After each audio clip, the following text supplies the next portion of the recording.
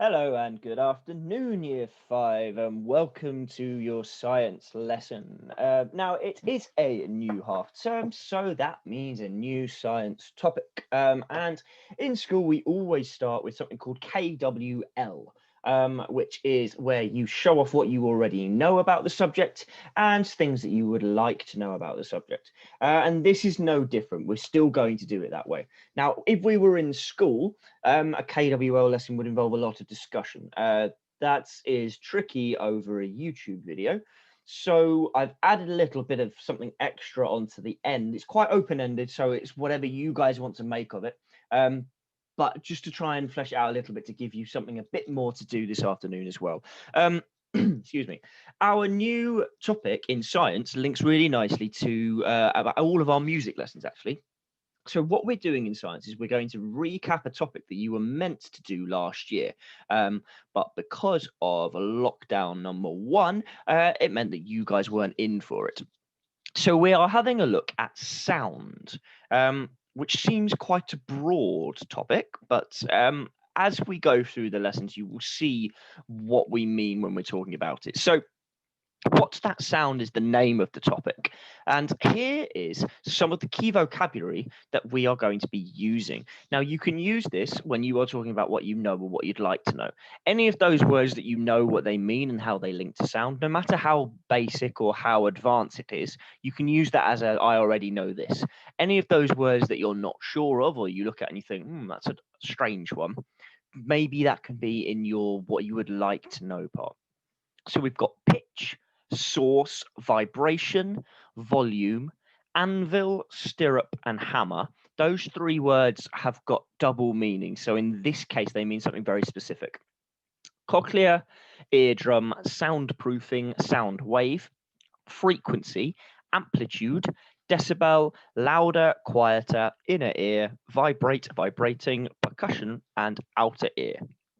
So normally we would stick this in the front of our science books, but you guys don't have your science books, so I thought I would share that key vocabulary with you. So your two tasks today are what do you already know about sounds? That can be something as simple as what do we use to hear, to something if you know some obscure facts, that would be absolutely brilliant as well. So probably about three or four things that you already know.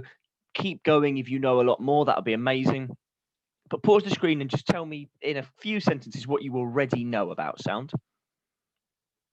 And the second part is what would you like to know about sound?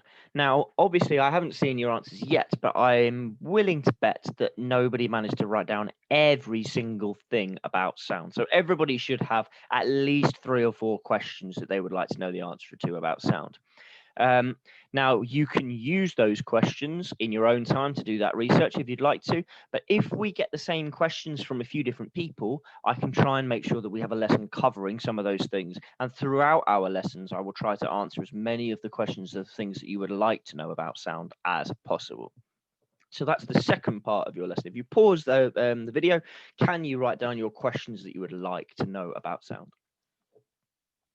Okay, now finally, normally we would be in school and we would be having a big discussion about what you already know, what you would like to know, but that is hard for today. So I'm going to give you quite an open-ended task. Can you do some research into sound?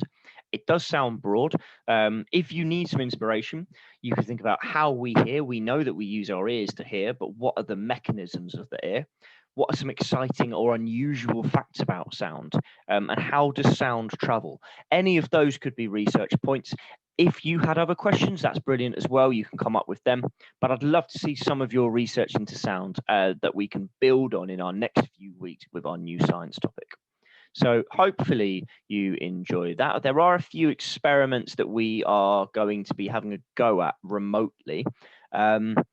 Hopefully I will try to make that with as many household items as possible. And parents, I'm hoping that the sound that we are making shouldn't be so horrendous that it disrupts everything else in where you are working.